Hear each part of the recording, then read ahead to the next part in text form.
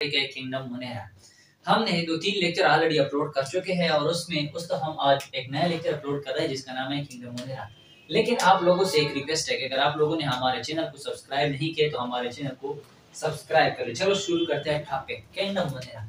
Kingdom Monera में जितनी भी ऑर्गेनिज्म होते हैं वो प्रोकैरियोटिक होते हैं। क्या होते हैं? जितनी भी ऑर्गेनिज्म होते हैं वो प्रोकैरियोटिक होते हैं।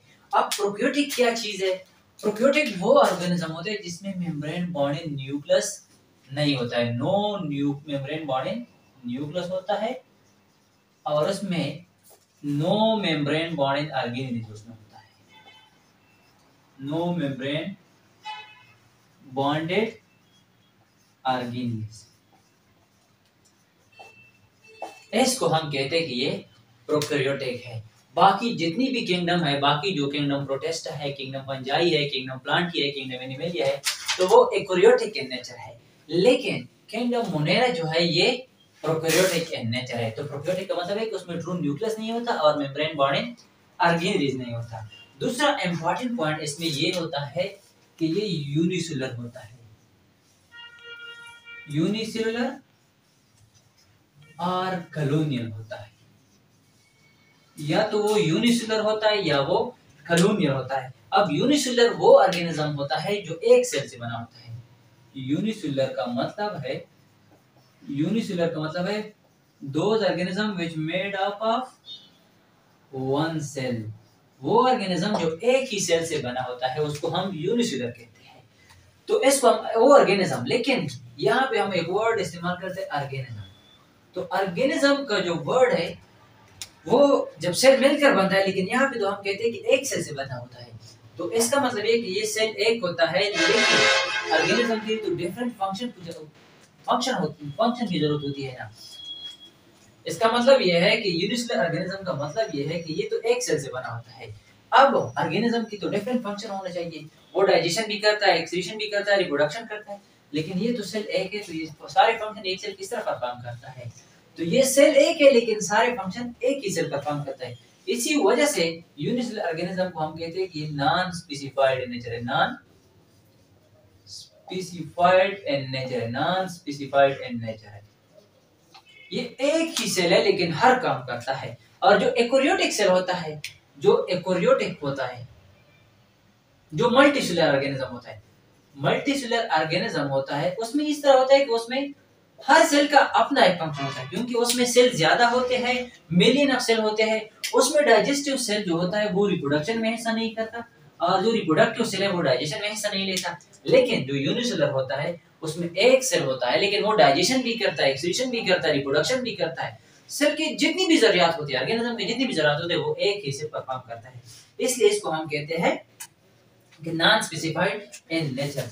और कॉलोनियल का क्या मतलब है? कॉलोनियल का मतलब यह है कि जब फॉर एग्जांपल हम नॉर्मली वर्ड इस्तेमाल करता है कि फला कॉलोनी, हटक कॉलोनी, यहाँ पे कॉलोनी है। कॉलोनी का मतलब है कि जब 10-15 घर एक मोहल्ले में जमा हो जाए इसको हम कॉलोनी कहते हैं। इस तरह जब 100-200 300 से एक दूसरे के साथ जमा हो जाए तो फिर इसको हम क्या कहते हैं कि एक कॉलोनियल है। क्या है?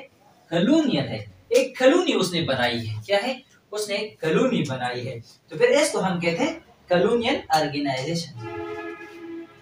अब जो इसमें एक इम्पॉर्टेंट पॉइंट ये होता है कि उसकी जो सेल वॉल होती है नॉट सेलुलोज से बना होता है। नॉट सेलुलोज से बना होता है। उसकी सेल वॉल सेलुलोज से नहीं बनता, बल्कि किस चीज से बना होता है? म्यूरिन से बना होता है। उसकी जो सेल वॉल होती है वो म्यूरिन से बना होता है। अब म्यूरिन क्या चीज है उसके बारे में बात करते हैं कि म्यूरिन क्या चीज है। सेल वॉल सेलुलोज से नहीं बनता। जो प्लांट का जो सेल वॉल होता है वो तो सेलुलोज से बना है, लेकिन एनिमल जो किंगडम मोनेरा का जो सेल वॉल होता है वो म्यूरिन से बना होता है। अब म्यूरिन को हम पेप्टिडोग्लाइकेन भी कहते हैं। पेप्टिडोग्लाइकेन भी कहते हैं। अब ये पेप्टिडोग्लाइकेन क्या चीज है? ये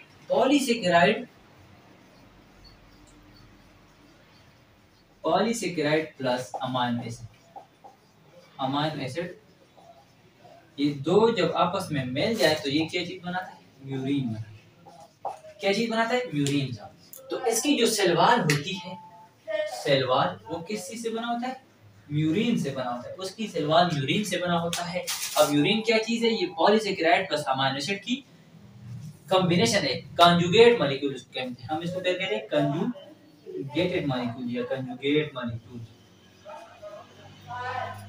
इसको हम कहते हैं पेप्टोग्लाइकेन, म्यूरिन। क्या कहते हैं, म्यूरिन कहते हैं। अब पॉलीसेकेराइड क्या चीज है, ये long change of sugar unit, long change of sugar unit है। और ये अमाइनो एसिड क्या चीज है, अमाइनो एसिड क्या चीज है, ये मोनोमर है किस चीज की, मोनोमर ऑफ प्रोटीन। ये पॉइंट भी आप अपने साथ साथ लिखते जाए, ये एक्स्ट्रा पॉइंट है कि ये पॉलीसेकेराइड क्या चीज है, long change of sugar unit. जब शुगर की यूनिट लॉन्ग चेंज हो जाए, शुगर की यूनिट 10 से ज्यादा शुगर की यूनिट आपस में मिल जाए, 10 से ज्यादा शुगर की यूनिट आपस में मिल जाए तो क्या चीज बनता है, पॉलीसेकेराइड। और मोनोसेकेराइड क्या चीज है, फॉर एग्जांपल ये एक प्रोटीन है, क्या चीज है, ये एक प्रोटीन है, इसमें हर एक स्मॉल यूनिट जो होता है इसको हम कहते हैं मोनोमर, क्या चीज, मोनोमर। और ये मोनोमर जो है ये अमाइनो एसिड है, किस चीज की, प्रोटीन, प्रोटीन की मोनोमर है, तो इसको हम कहते हैं म्यूरिन।